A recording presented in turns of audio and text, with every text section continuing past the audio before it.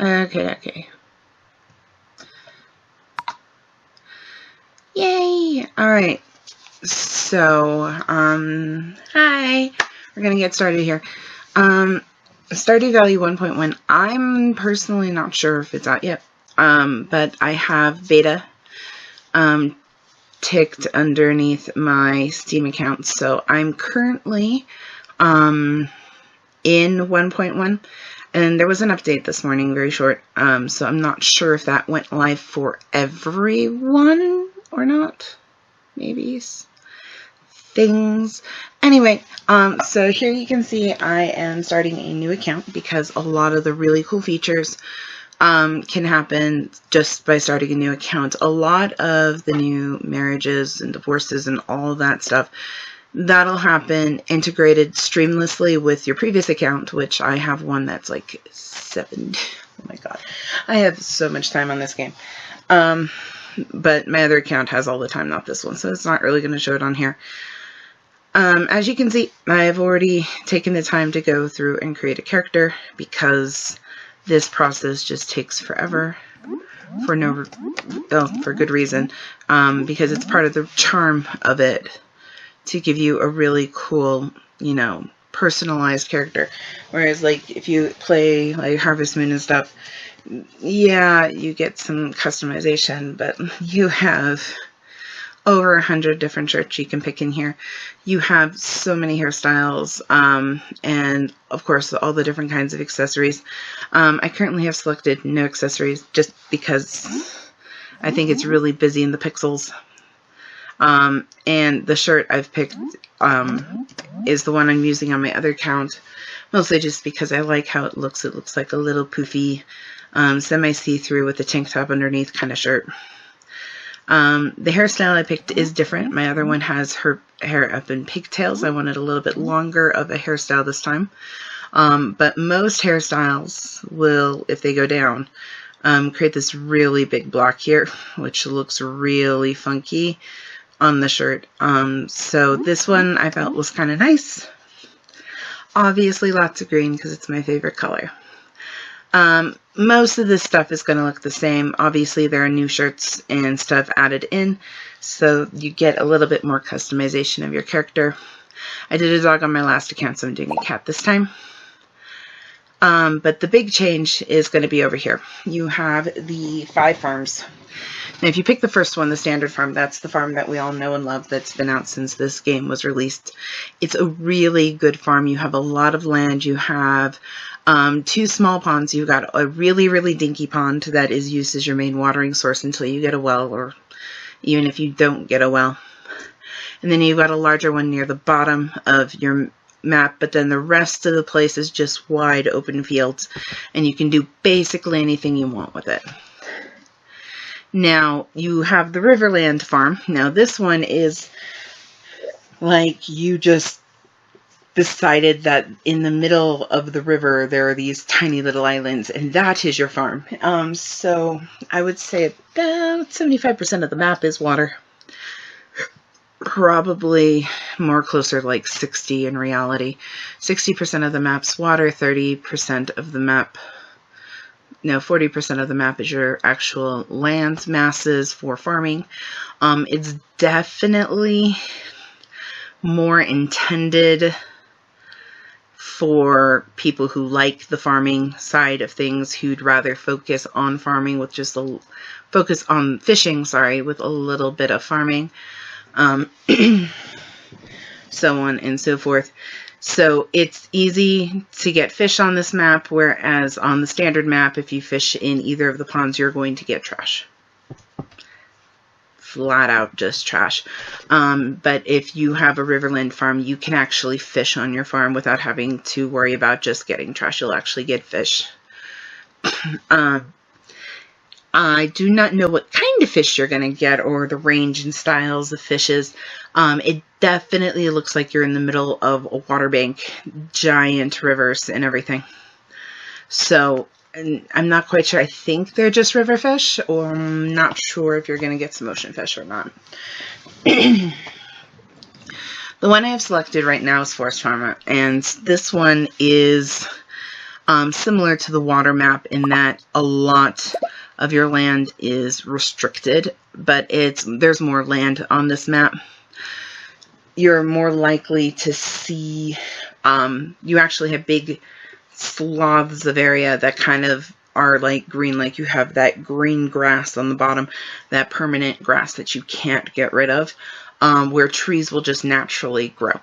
And you also have areas to the left-hand side of the map that look very similar to the forest meadow that you eventually unlock through normal gameplay down to the south of your farm. And so it's kind of like the forest grew, but it went north, and so you have access to a lot of that. The difference between this forest and that forest is obviously that forest does have enemies in it. This one is just on your farm. So with this map, you're more likely to get a lot of wood, which is a really good resource to have for building. In fact, a lot of the building stuff you're going to need is going to require a lot of that wood type material. And because a lot of the material is available on that green land, which will naturally replenish itself, you're more likely to have good wood earlier on in the game, which will allow you to build things faster and get yourself set up. Then you have the hilltop farm. The hilltop farm is the one that looks like you're kind of positioned on cliffs, where you actually have staircases and you're going to go up and down on your farm. It does make it harder to design your farm because, like the forest and the river map, you are restricted in the amount of land you have.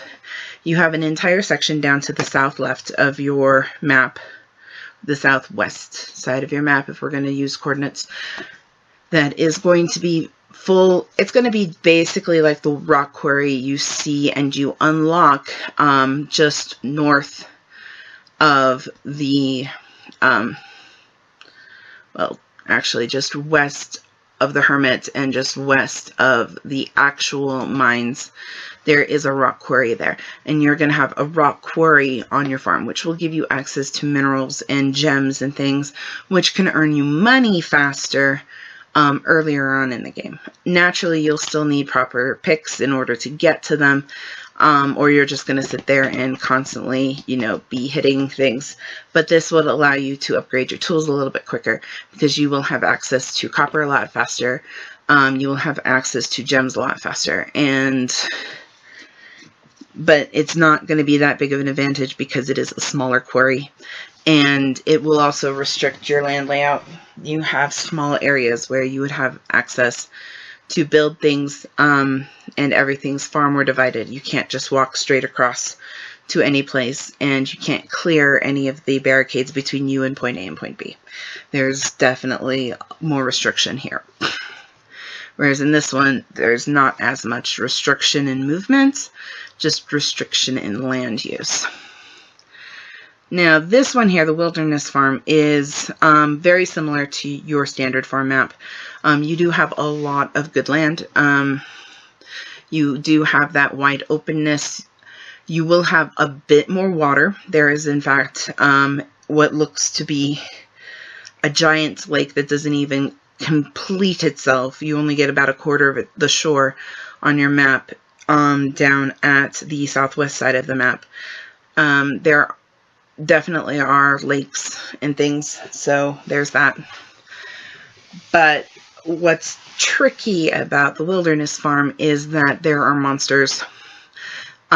So when you are on your farm, you're not safe, whereas you used to only have to deal with monsters when you go into the mines. So you are intentionally putting yourself in harm's way. You know you're intentionally putting yourself in harm's way by going into the mines.